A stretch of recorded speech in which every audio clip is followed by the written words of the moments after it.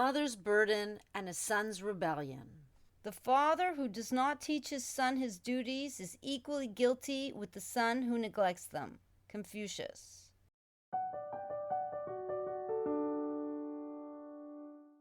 (2017) While living my best life with my daughter, I closely monitored Olivier's progress with his 10th grade homework at the French school in Panama. English was his preferred language, and I worried that he was struggling to keep up with the teacher's instructions in French. At first, he was enthusiastic and determined to succeed, showing eagerness to overcome the challenges despite the language barrier. However, as the weeks passed, the language barrier became increasingly difficult to navigate.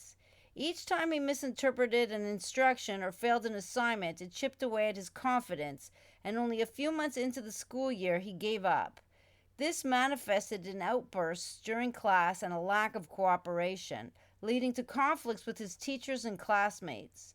The school, unable to manage his behavior and unwilling to adjust to his needs, ultimately decided to expel him 6 months after we left Olivier in Panama.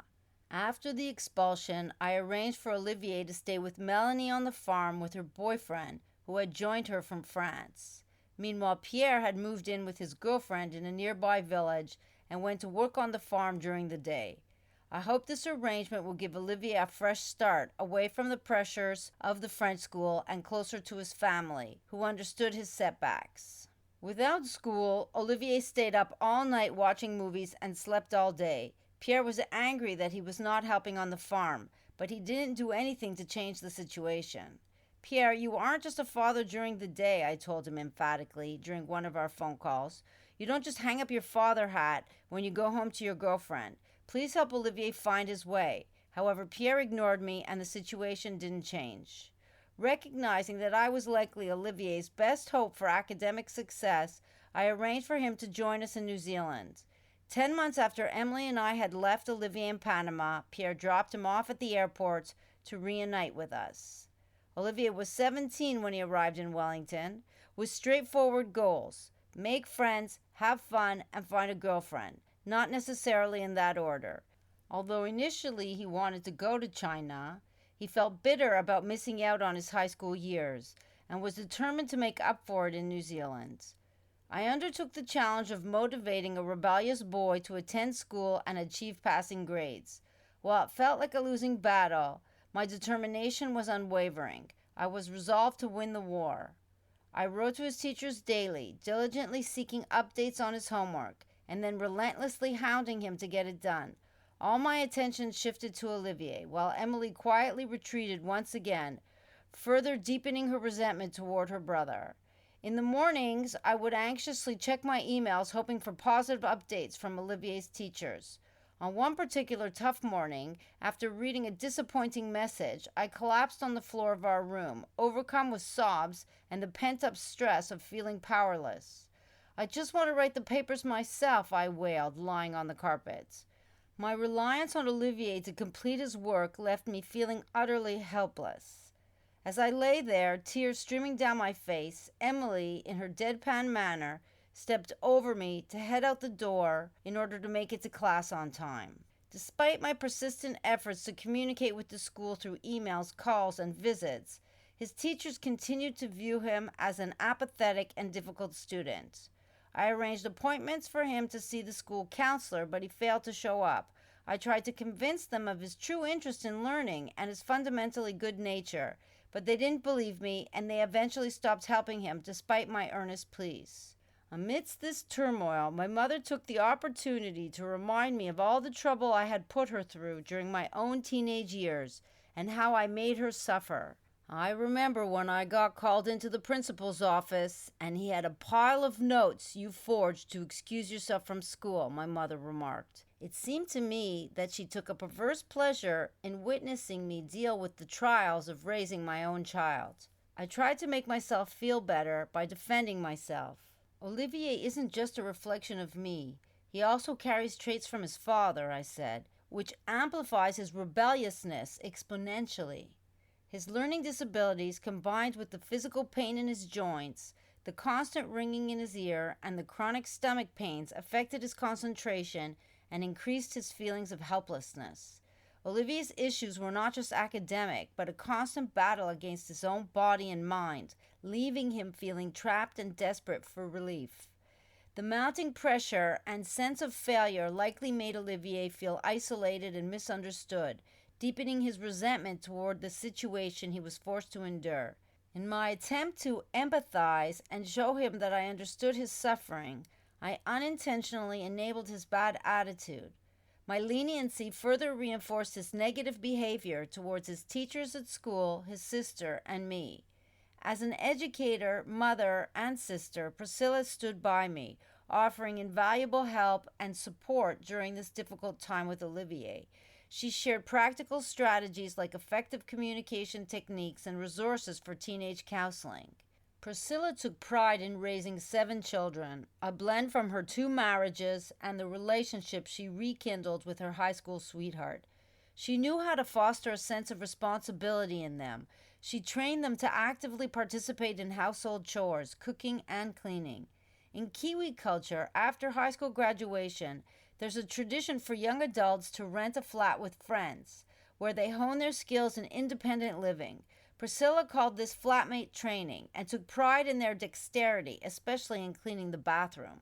She gathered them together, demonstrating the proper techniques and emphasizing the importance of cleanliness and teamwork. Her home was always well organized, a testament to her ability to manage a large family with grace and efficiency. Priscilla's involvement extended beyond advice. She provided emotional support. She listened without judgment, offering empathy and encouragement during tough times. Her encouragement and validation were a constant source of strength, reminding me of my capabilities as both a mother and a professional. She consistently highlighted my efforts and successes, reinforcing the fact that I was doing my best under difficult circumstances, which fortified my own resilience and optimism. Her parenting style was structured and disciplined, yet always infused with love and warmth.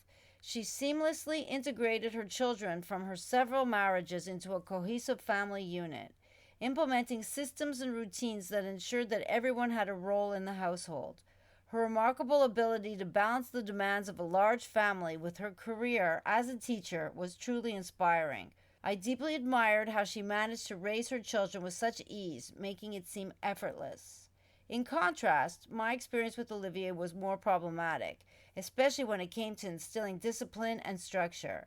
However, despite these difficulties, Olivier excelled in building a social life. He easily made friends with the cool kids and soon started dating the prettiest girl in his class. His natural charisma and easygoing personality made him a popular figure among his peers. Our home, centrally located and welcoming, quickly became the go-to meeting place for the teenagers before they ventured out into town. The communal kitchen that doubled as our living room would often be filled with laughter and animated conversation as Olivier and his friends gathered to plan their evenings or simply hang out. I grew fond of all of Olivier's friends. They were friendly and courteous to both Emilie and me. They treated our home with respect, always offering to help with small chores. Their presence brought a lively, youthful energy that I cherished. I enjoyed listening to their stories, hearing about their adventures, and watching them grow into young adults. Unlike her relationship with her brother, Emilie got along very well with his friends.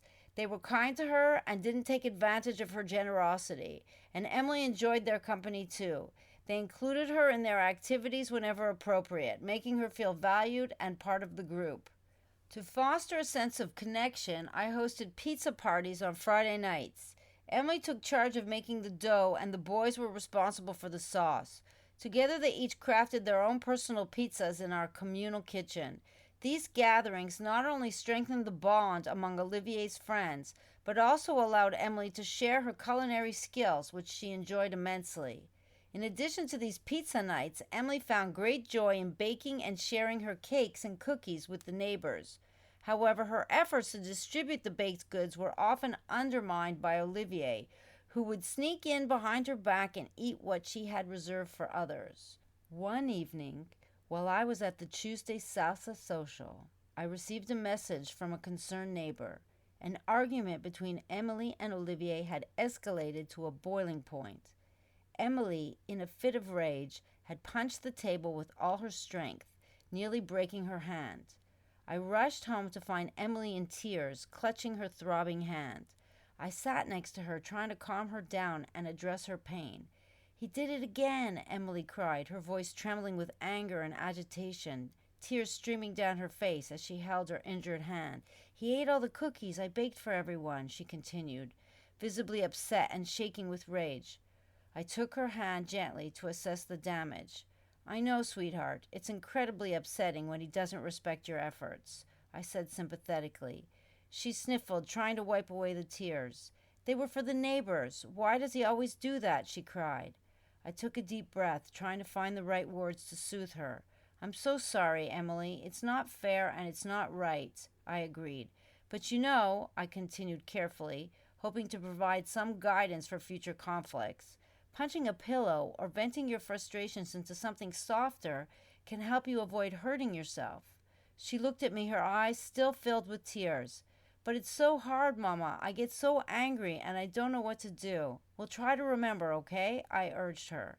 Emilie nodded, slowly taking in my words. "I'll try, Mama, I promise." Despite my efforts to mediate the underlying issues between my children, their sibling rivalry remained unresolved, becoming a constant source of stress in our household.